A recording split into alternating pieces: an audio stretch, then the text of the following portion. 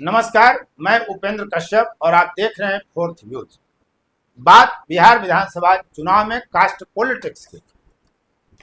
एक एक विधानसभा क्षेत्र, बिहार में कुल 243 विधानसभा क्षेत्र हैं और सभी विधानसभा क्षेत्र की जाति की राजनीति, वहां की राजनीति की जाति बताने का हम प्रयास लगातार कर रहे हैं।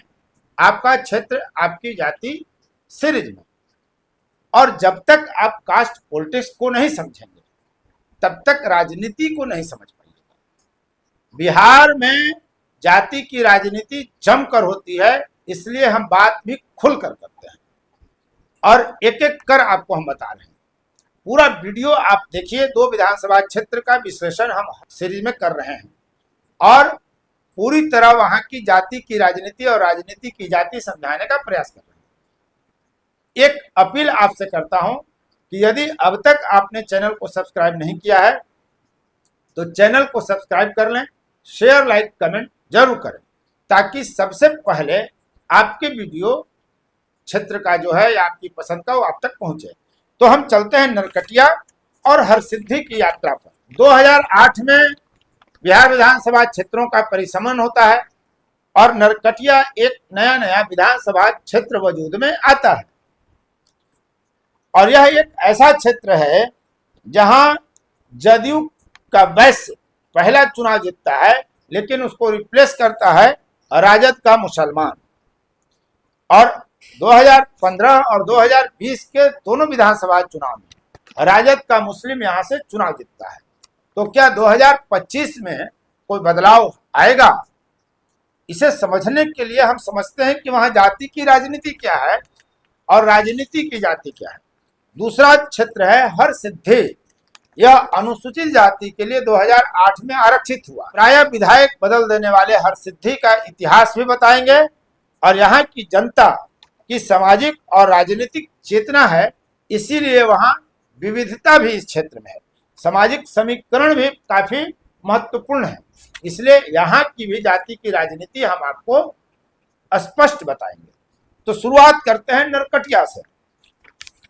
2008 में परिसीमन के बाद यह बनता है और इसके पहले जो विधानसभा क्षेत्रों से इसका जुड़ाव था उसमें 1977 और 1980 में प्रभावती गुप्ता कांग्रेस की जीतती हैं। 1985, 1990 और 1995 में त्रिवेणी तिवारी सीपीआई के जीतते हैं और वर्ष 2000 में रमा देवी और 2005 अक्टूबर में प्रमोद कुमार भाजपा से यहां चुनाव जीतते हैं। जबकि 2010 में श्याम बिहारी प्रसाद जदयू के कलवार जाति के जीतते हैं और 2015-2020 में राजद के मुस्लिम समीम अहमद यहां से चुनाव जीतते हैं। यहां मुस्लिम भी काफी संख्या में है, यानी अगर हिंदू जातियों की बात अगर करें और मुसलमान को एक जगह रखें तो सर्वाधिक यहां संख्या है, 72,000 मुसलमान हैं। और यहां सबसे बड़ी भूमिका मुस्लिम मतदाताओं की ही रहती है। शायद यही कारण है कि बीते 2 विधानसभा चुनाव से यहाँ मुस्लिम ही विधायक बन रहे हैं। तो 2025 में क्या राजद मुस्लिम चेहरे पर ही दांव खेलेगी? क्या एनडीए की तरफ से भी कोई मुसलमान प्रत्याशी उतारा जाएगा? वक्त है, वक्त की नजाकत पर नजर रखिए, क्या होगा यह वक्त बताएगा। इसके अलावा यहाँ यादव, पासवान, वैश्य, चनऊ और रविदास की भी संख्या अच्छी खासी है। अति पिछड़े और सवर्ण वोटर काफी महत्व रखते हैं यहाँ के निर्णय में। 1 जनवरी 2025 को राज्य निर्वाचन आयोग द्वारा जारी मतदाता संख्या की सूची के अनुसार 2,94,184 मतदाता नरकटिया विधानसभा क्षेत्र में हैं और यहाँ महागठबंधन के फोल्डर में जो यादव और मुस्लिम हैं उनकी संख्या लगभग 1,13,000 है। काफी मजबूत स्थिति है महागठबंधन की। 41,000 यादव और 72,000 मुसलमान अकेले ही अपने कैंडिडेट को माई समीकरण के तहत जिताने में कामयाब है। अब दूसरी जातियां ये कितनी जोड़ पाते हैं और जो एनडीए का फोल्डर है उसमें कौन कौन सी जातियां टिकी रहती है, कौन कौन सी जातियां जुड़ेंगी, यह निर्णय को प्रभावित करता है। तो एनडीए के पाले में जो सवर्ण वोटर हैं उनकी संख्या बहुत नहीं है, मात्र 34,500 सवर्ण मतदाता हैं, यानी 4,500 राजपूत, 12,000 भूमिहार और 18,000 ब्राह्मण। इसके अलावा 30,000 वैश्य, 17,000 पासवान और 11,000 कुर्मी, कुल मिलाकर 82,500। एनडीए के फोल्डर में जो जातियां हैं उन मतदाताओं की संख्या 82,500 है, महागठबंधन से काफी कम।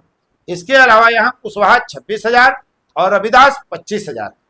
ये दोनों जातियां जब तक एनडीए के फोल्डर में नहीं बैठेंगे तब तक एनडीए यहां से चुनाव नहीं जीत सकेगी।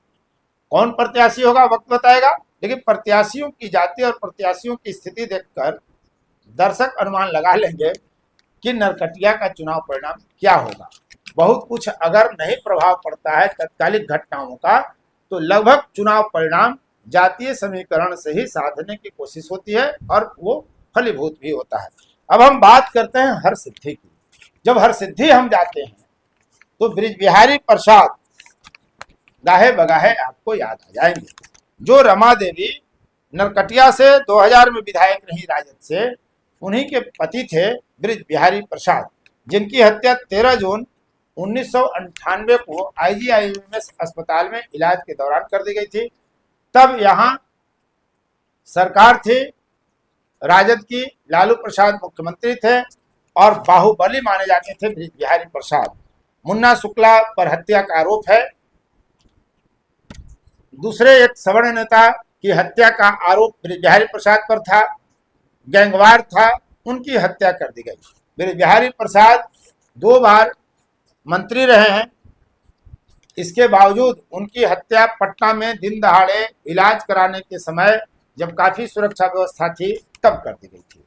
तो ये तो हरसिद्धि की पहचान से जुड़े हुए हैं बृजबिहारी प्रसाद। इसके अलावा 2008 में इस सीट को अनुसूचित जाति के लिए आरक्षित कर दिया गया। तब से स्वाभाविक है कि कोई गैर अनुसूचित जाति का व्यक्ति चुनाव लड़ नहीं सकता, तो जीतने की कहां से बात आएगी। लेकिन 1952 से अब तक इस सीट से कांग्रेस 7 बार जीती है। 1990 में से कांग्रेस आज तक चुनाव नहीं जीत सकी। यानी यहां भी कांग्रेस को रिप्लेस राजद ने किया, जनता दल ने किया, लालू प्रसाद यादव ने किया। लालू प्रसाद यादव की राजनीति ने कांग्रेस को उस स्थिति में पहुंचा दिया कि जिस हरसिद्धि में 1952 से लगातार 7 बार कांग्रेस जीतती है, वो 1990 के बाद कभी चुनाव नहीं जीत सकी।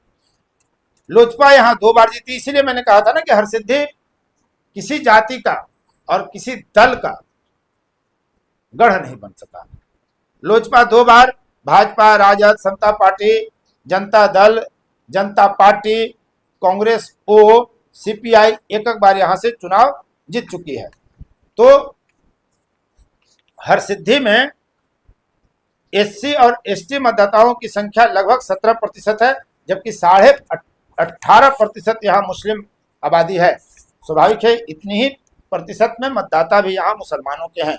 2010 एवं 2020 में यहाँ कृष्णनंदन पासवान भाजपा से चुनाव जीतते हैं और 2015 में राजेंद्र प्रसाद रविदास जाति के जो हैं वो राजद से चुनाव जीते थे। यानी यहाँ जाति के आधार पर जो अनुसूचित जाति के लिए सीट आरक्षित है उसमें पासवान बनाम रविदास की लड़ाई है।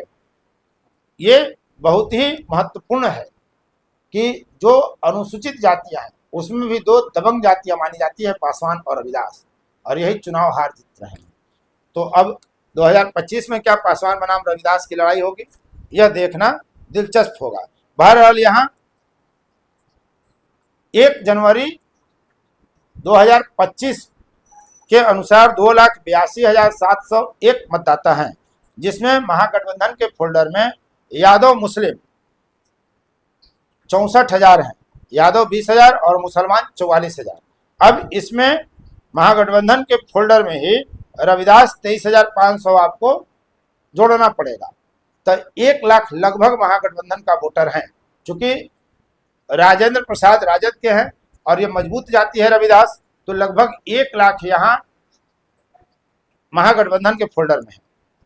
अब एनडीए की अगर बात कर लें तो यहाँ सवर्ण जो हैं वो 38,000 मात्र हैं। 8,000 राजपूत, 12,000 भूमिहार और 18,000 ब्राह्मण। इसके अलावा 10,500 कुर्मी और 16,500 पासवान और 15,000 वैश्य, यानी कुल मिलाकर 80,000 हैं। महागठबंधन से काफी कम पड़ेगा एनडीए का वोटर। अब कुशवाहा यहाँ इसी कारण बड़ा फैक्टर है, 26,000। अगर कुशवाहा एनडीए के फोल्डर में जाता है तो यहाँ एनडीए की जीत होगी, अन्यथा अगर वोट बट गया तो फिर महागठबंधन की जीत होती हुई दिख रही है। इन 10 जातियों के अलावा जो जातियां हैं वो किस खांचे में बैठती हैं, किस फोल्डर में बैठेंगी, यह महत्वपूर्ण है।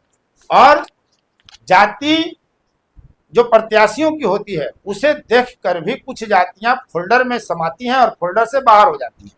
ये बिहार का वोट पैटर्न है, मतदान व्यवहार यही है कि कुछ जातियों को दूसरी जातियों से एलर्जी है, तो जिस जाति से एलर्जी है वो जाति अगर किसी के साथ है तो उसकी विचारधारा से सहमत होते हुए भी वो उसके विपक्ष वाले फोल्डर में समा जाती हैं।